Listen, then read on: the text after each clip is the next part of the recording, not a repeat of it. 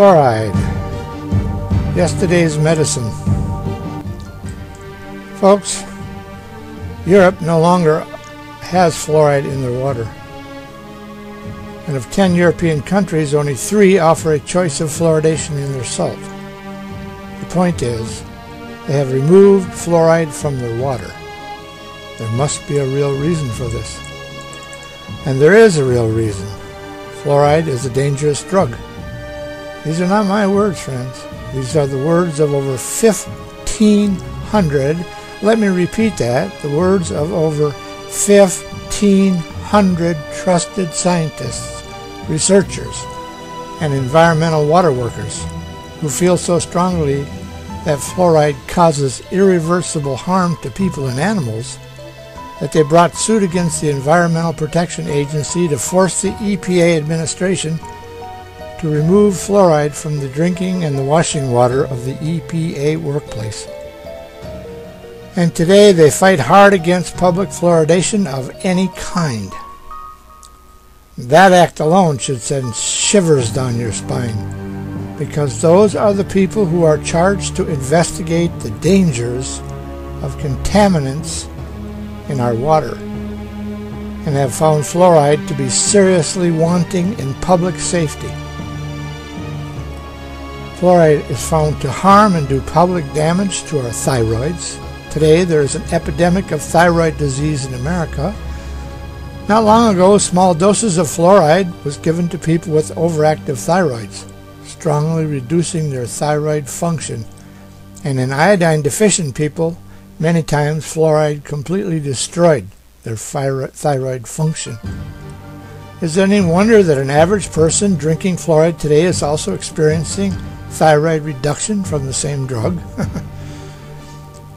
And over long periods of time, fluoride infuses into our bones, making them brittle. Today there's an epidemic of hip fractures among the elderly. Fluoride attacks our brains and pineal gland, making us docile. Fluoride is the active ingredient in the drug Prozac. Fluoride in drinking water has already killed horses and dogs, crippling farm animals like cows. And it gets worse. Fluoride was introduced without studies examining the harm it does to the human body. The only research done focuses on the effects fluoride seems to be having on teeth. Later, the fluoride drug was pushed by powerful men within the Public Health Service, the Marine Hospital Service, shortened to the Public Health Service in 1912, and the American and state dental societies of today. These men had one goal in mind: fluoridate the water and damn the consequences. We still have their words and a record of psychological tricks they use to bully water fluoridation into an unsuspecting public. You'll read these words yourself if you follow this webpage and learn. We have found that although there is a slight decrease in cavities from fluoridated areas, there is a marked increase in the amount of the cost of dental work needed after fluoridation. Fluoridated cities need more dentists, period. And dentists make more money in fluoridated cities. For example, the 1976 edition of the CBS News Almanac published figures showing the number of dentists per 100,000 population in 30 representative American cities. Of these 30 cities, 16 were artificially fluoridated.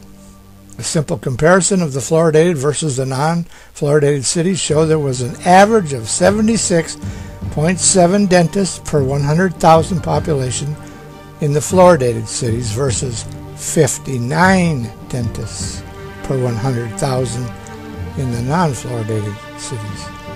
Furthermore, data from the 1971 American Dental Directory, the 1971 U.S. Statistical Abstracts, and the 1973 World Almanac reveals that the 3 American cities which have been fluoridated the longest, Grand Rapids, Michigan, Newburgh, New York, and Evanston, Illinois, averaged 121 dentists per 100,000 population. That's twice the national average after 25 years on fluoridated water. Now, folks,